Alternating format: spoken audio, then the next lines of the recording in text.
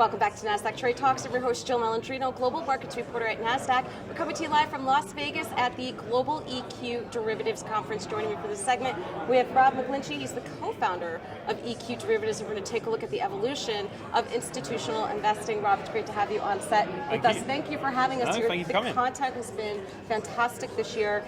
Evolution of institutional investing, it feels like the past 5-10 years, it's been pretty rapid. Yeah, so if you think about this conference or what we've been putting on the last 5 years, we're talking about volatility as an asset class, the concept of factor investing, how diversification can improve or optimize your portfolio. And now what we're talking about 5 years later is the development in portfolio construction techniques. So looking at how the Nordic pension funds have evolved their portfolio construction techniques into multiple asset classes, systematic ESG, for example, alternative risk premia, and the Canadians as well. And what people do is they come to this event to understand, okay, how should I try and optimize my portfolio? I understand what volatility does. I understand what risk premium does. But what are the best techniques? How can I optimize certain asset classes? Not just an equity game. How can I optimize fixed income? How can I optimize corporate credit, for example? How can I truly diversify my portfolio? So as an example, people were coming 5 years ago and going, okay, what is this alternative risk premium? What is factor investing?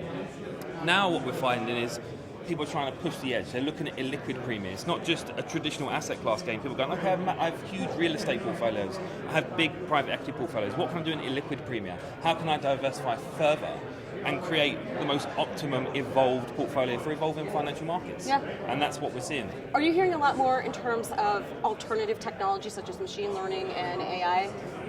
It's interesting because it's still just an idea or a concept. Mm-hmm. It's not actually being applied in terms of, okay, we're trying to develop signals on the portfolio side, we're testing our current trading techniques and portfolio techniques against machine learning algorithm, we're learning Python, we're learning R, we're trying to apply that across our investment management team. What's interesting for us is the way in which a pension fund or an insurance company or a corporate is now changing the way their team is built.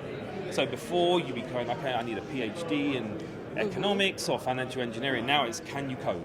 Yes. And there's a great example. OP Trust is one example in Canada that has this fantastic guy who does machine learning research.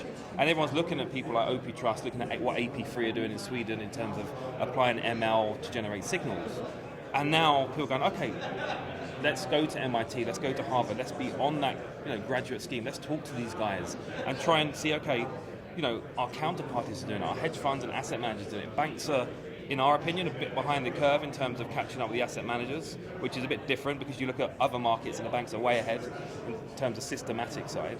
And now, these pension funds are hiring people, they're developing their teams for an evolving financial markets. Yep. And you talk about end of cycle. I think there's an end of cycle for traditional institutional investing where you hire, the typical, at Ivy League. Not just, it's just that Ivy League person that was a financial engineer, PhD in economics, and now they're like, can you code? Yes. And we were down in Abu Dhabi 6 to 8 weeks ago, and we held a dinner with the big sovereign wealth funds.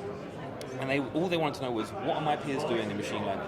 Because they see all this noise, but let's get behind the noise. What are people actually applying? At the moment, it's still that concept, as I said, but people are hiring coders to work at pension funds, and it's fascinating to watch and how that evolution is happening. All right, fantastic insight. Thank you so much for sharing that with us, and thanks for joining me throughout the day at EQD. I'm Jill Melantrino, Global Markets Reporter at Nasdaq.